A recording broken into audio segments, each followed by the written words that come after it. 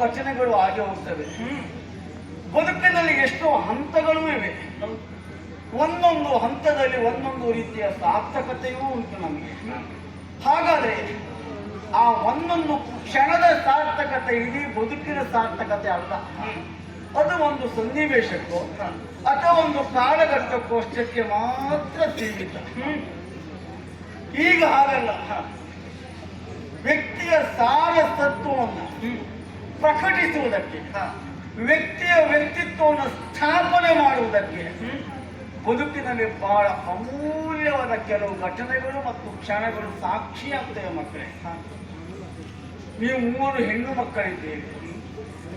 ಹೆಣ್ಣು ಮಕ್ಕಳನ್ನ ಚೆನ್ನಾಗಿ ಸಾಕಬೇಕು, ಸಲಹಬೇಕು, ಸಂಸ್ಕಾರ ಕೊಡಬೇಕು. ಆದ್ರೆ ಮನೆಯಲ್ಲೇ ಇಟ್ಕೊಳ್ಳಿಕ್ಕೆ ಆಗುದಿಲ್ಲ. ಹೆಣ್ಣು ಹುಟ್ಟಿದ್ದು ಹೊಟ್ಟೆಯಲ್ಲಿ ಹುಣ್ಣು ಹುಟ್ಟಿದ್ದು ಹೇಳುವವರು ಇದ್ದಾರೆ. ಆದ್ರೆ ನನ್ನ ಪಾಲಿಗೆ ಆಗಲ್ಲ. 3 ಹೆಣ್ಣಾದರೂ ಇನ್ನೂ ಹೆಣ್ಣು ಮಕ್ಕಳು ಹುಟ್ಟಿ ಅಂತಿತ್ತು. ಏನ್ ಮಾಡುವ? ಅವಳನ್ನು ಕೊಟ್ಟು ಅವಳು ಏಲೋಕದ ಯಾತ್ರೆ ಪೂರೈಸಿಬಿಟ್ಟು ಹೆಂಡತಿ. ಹಾಗಿದ್ರೆ ನಿಮ್ಮನ್ನು ಹೆಣ್ಣು ಮಕ್ಕಳು ಎಂಬ ಕಾರಣಕ್ಕಾಗಿ ತಾತ್ಸಾರ ಮಾಡಲಿಲ್ಲ ನಾನು. ನಮ್ಮ ಪ್ರಜೆಗಳು ಯಾರು ಮಾಡಲೂ ಬಾರದು. ನಿಮ್ಮನ್ನ ಇಲ್ಲಿ ಇಟ್ಕೊಳ್ಳಿಕ್ಕಾಗುವುದಿಲ್ಲ ಅಂತ ಹೇಳಿದೆ. ಯಾಕೆ? ಹೆಣ್ಣು ಮಕ್ಕಳನ್ನು ಮತ್ತೊಬ್ಬರಿಗೆ ಕೊಟ್ಟು ಮದುವೆ ಮಾಡಿದರು. ಹೆಣ್ಣು ಹೆಳವರ ಒಡವೆ ಅಂತ ಉಂಟು ಅಲ್ಲವೇ?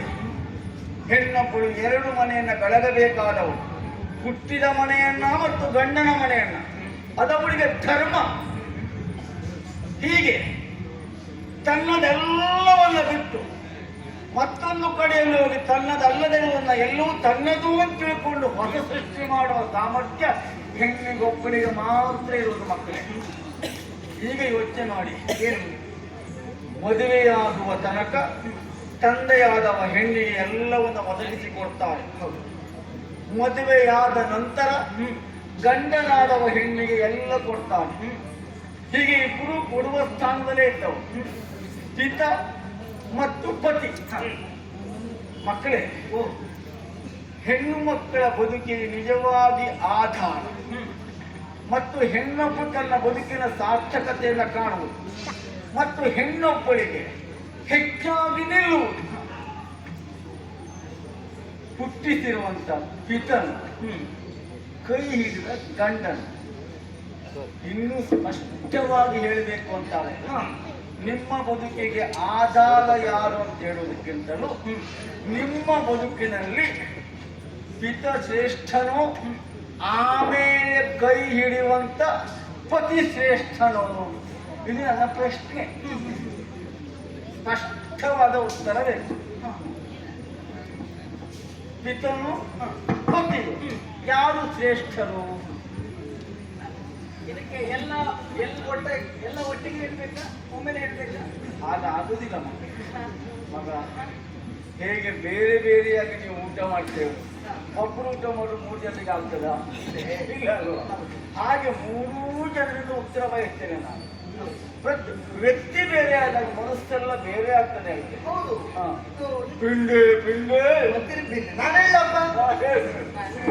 ಹೇ ಮಧುನರಿ ನುಡಿದ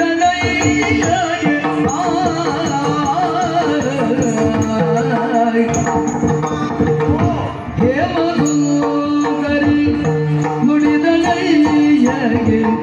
ಪ್ರೇಮದಿಯು ಜೀವನವಾರೂಪಿದೆ ಪ್ರೇಮದು ಜೀವನವಾರೂಪಿದೆ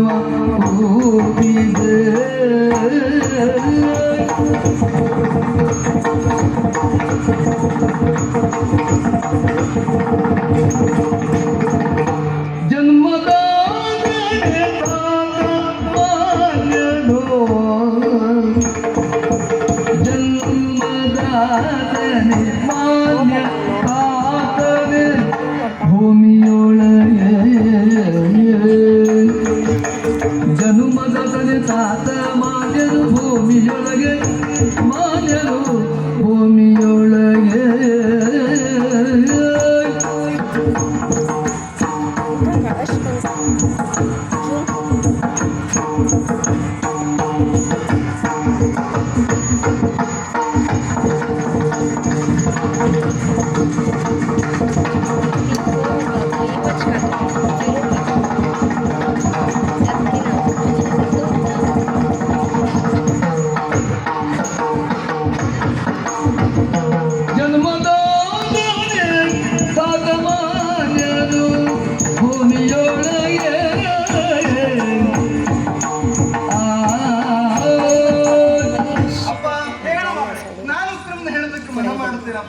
ಸರಿ, ನೀನೇ ಪ್ರಥಮ ಹೇಳು. ಅಪ್ಪ, ಕೆಲವೊಂದು ಪ್ರಶ್ನೆಗೆ ಉತ್ತರಿಸುವಾಗ ಕಷ್ಟ ಆಗುತ್ತದೆ.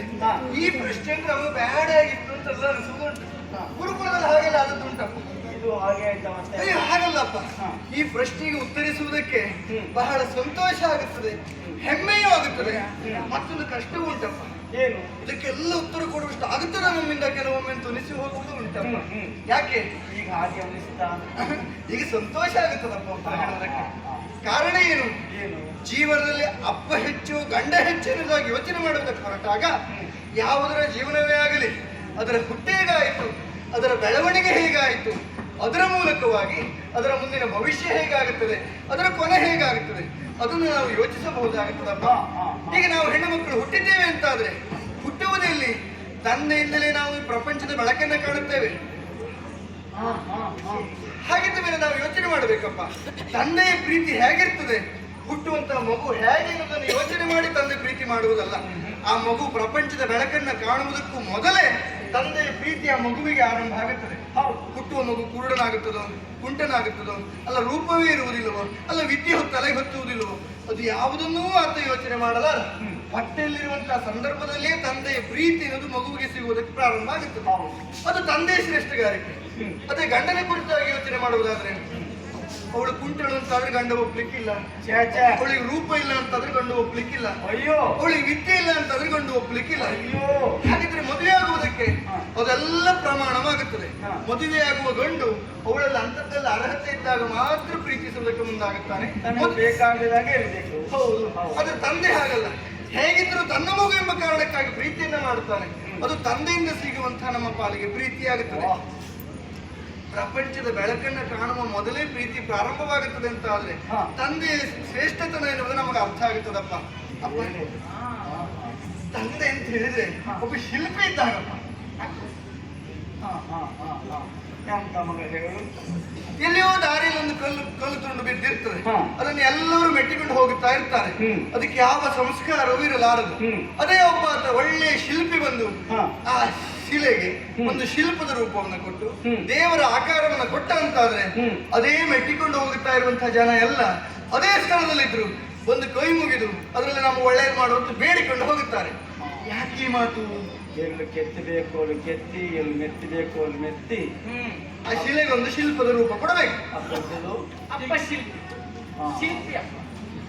ಹಾಗಲ್ಲಪ್ಪ. ಅಂದ್ರೆ ಅಪ್ಪನ ಕೆತ್ತು ಅಂತ. ಹಾಗಲ್ಲ ಹಾಗಲ್ಲ, ಯಾವುದನ್ನ ಕೆತ್ತುವುದು? ಹಾ. ನಮ್ಮ ಅಂಕುಡೊಂಕಾದ ಬುದ್ಧಿಯನ್ನ ಕೆತ್ತುವುದು. ಅದೇ ಅದೇ ಅದೇ. ಹೌದು. ಹಾ. ನಾವು ಭೂಮಿಗೆ ಬೀಳುವಾಗ ಸಾಮಾನ್ಯ ಒಂದು ಕಲ್ಲಿನ ತುಂಡಿನ ಹಾಗೆ ಅದಕ್ಕೆ ಬೇಕಾದ ಆಕಾರವನ್ನು ಕೊಟ್ಟು ಅದಕ್ಕೊಂದು ಮೂರ್ತಿಯ ಸ್ವರೂಪವನ್ನು ಕೊಡುವ ಅಪ್ಪನಾಗುತ್ತಾನೆ. ಅದಕ್ಕೊಂದು ಪೂಜೆ ಸಿಗಬೇಕು, ಮೂರ್ತಿ ಆಗ್ಬೇಕು, ಮೂರ್ತಿ ಆಗಬೇಕು. ಆಮೇಲೆ ಮುಹೂರ್ತ ಆಗ್ತದೆ. ಮೂರ್ತಿ ಆದ್ಮೇಲೆ ಯಾರು ಪೂಜೆ ಮಾಡ್ತಾರೆ, ಅದು ದೊಡ್ಡದಲ್ಲ. ಹಾ. ಮೂರ್ತಿ ಆಗುವುದೇ ದೊಡ್ಡದಾಗುತ್ತದೆ. ಹಾಗಾಗಿ ನೋಡಿ, ನಾವು ಅತಿಥಿ ಮನೆಯಲ್ಲಿ ಊರಲ್ಲೆಲ್ಲ ಕೇಳಿದ್ದೇವೆ, ಏನು? ಯಾವ ಹೆಣ್ಣೆ ಮದುವೆಯಾಗಿ ಹೋದ್ರು ಹಾ. ಗಂಡನ ಮನೆಯಲ್ಲಿ ಒಳ್ಳೆ ಕೆಲಸ ಮಾಡ್ಲಿ ಕೆಟ್ಟ ಕೆಲಸ ಮಾಡ್ಲಿ ಹಾ. ಅಪ್ಪರ ಮನೆಯಲ್ಲಿ ಹೇಳ್ಕೊಟ್ಟದ್ದು ಇದೆಯಾ? ಇಲ್ಲಿ ಬಂದಿರ್ತಕ್ಕಂಥದ್ದು ಅಂತ ಕೇಳೋದಿಲ್ಲ. ಒಳ್ಳೇದು ಮಾಡ್ದೆ ಹೇಳದೇ ಇದ್ರು ಕೆಟ್ಟದ್ದು ಮಾಡಿದಾಗಂತೂ ಹೇಳೇ ಹೇಳ್ತಾರೆ. ಅಪ್ಪ ಅಮ್ಮ ಹೇಳ್ಕೊಟ್ಟಿದ್ದೆ ಅಂತ ಕೇಳ್ತಾರೆ. ಅಂದ್ರೆ ಎಲ್ಲರಿಗೂ ಗೊತ್ತುಂಟು.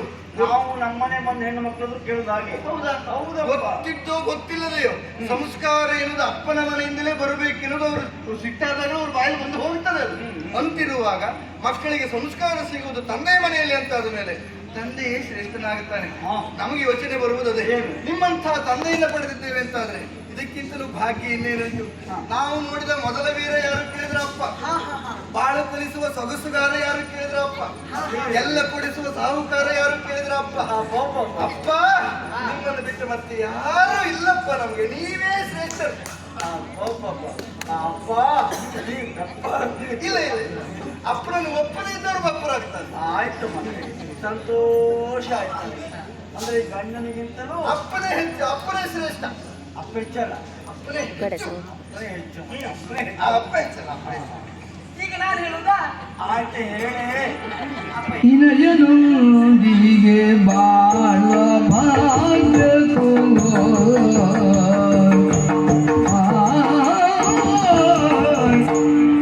ಇನಯನೊಂದಿಗೆ ಬಾಳ ಭಾಗ್ಯಕ್ಕೋ ಜನಕನೇ ಅನುಕೂಲಿಸುವನು ಭಾಗ್ಯವು ಜನಕನೇ ಅನುಕೂಲಿಸುವನಲ್ಲ.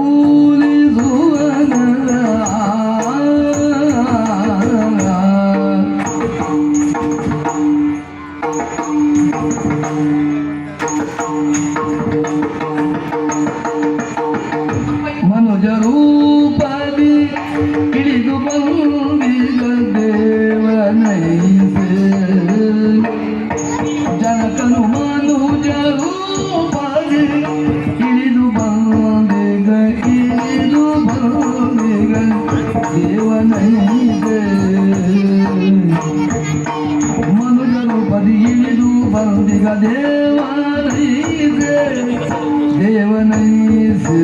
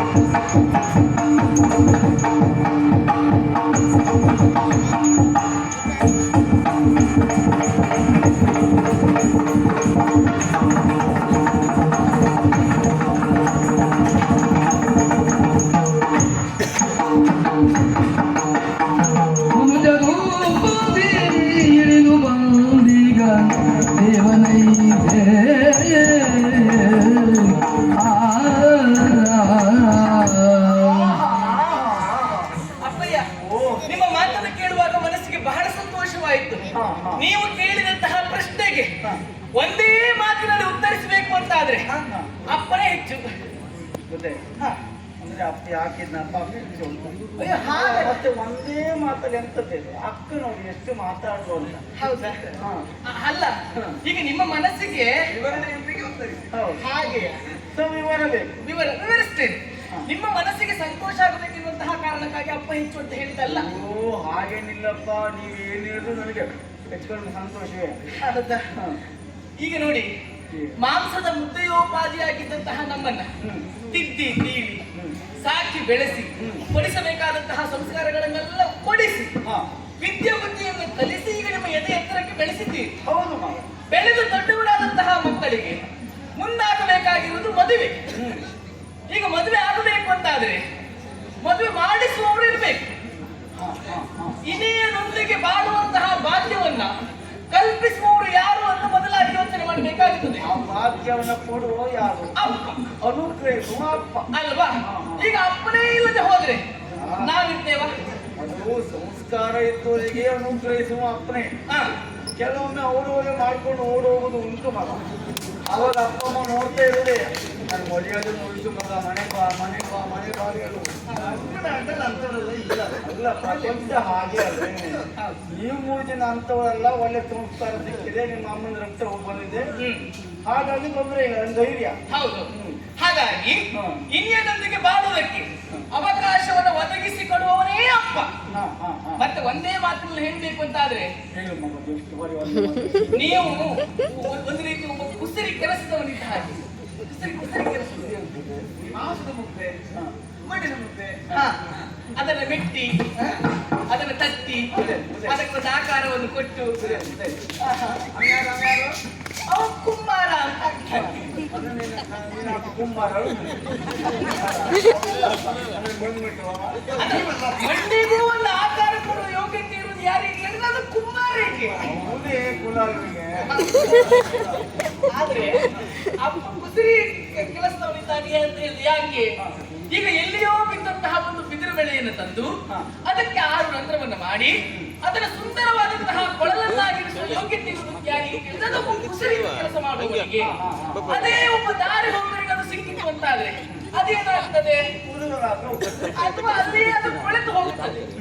ಹಾಗಾಗಿ ಬಿದಿರು ಬೆಳೆಯ ರೀತಿಯಲ್ಲಿ ನಮ್ಮನ್ನ ಒಂದು ಸುಂದರವಾದಂತಹ ಕೊಳೆನ ರೂಪದಲ್ಲಿ ನಿರ್ಮಾಣ ಮಾಡಿದವರು ಅಪ್ಪ. ಹಾಗಾಗಿ ಅಪ್ಪ ಅಂತ ಹೇಳಿದ್ರೆ ಕುಂಬಾರ ಇದ್ದ ಹಾಗೆ, ಅಪ್ಪ ಅಂತ ಹೇಳಿದ್ರೆ ಕುಸಿರಿ ಕೆಲಸದಲ್ಲಿದ್ದ ಹಾಗೆ.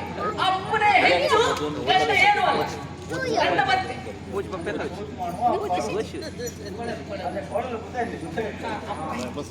ಆಯ್ತು ಮಗಳೇ, ನಿನ್ನ ಭಾವ ಅರ್ಥ ಆಯ್ತು. ತಂದೆಯೇ ಶ್ರೇಷ್ಠ. ಶ್ರೇಷ್ಠ. ಇಬ್ಬರು ಮಕ್ಕಳು ಒಂದೇ ಅಭಿಪ್ರಾಯ ಕೊಟ್ಟಿದ್ದೀರಿ. ಉದಾಹರಣೆ ಬೇರೆ ಅವಳು ಅವಳಿಗೆ ಕೇಳೋದು ಇವರೆಲ್ಲ ಹಾಗೆಯಾ? ನಾವು ಏನ್ ಹೇಳ್ತೇವೋ ಅವಳು ಅದನ್ನೇ ಮಾಡೋದಲ್ಲ ಹಾಗೆ.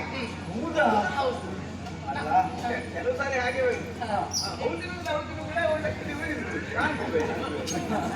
ಕೆಲವೊಮ್ಮೆ ನನಗೂ ಬೇಡ ಉಳಿಗೂ ಬೇಡ ಅಂತ ಹೇಳೋದು.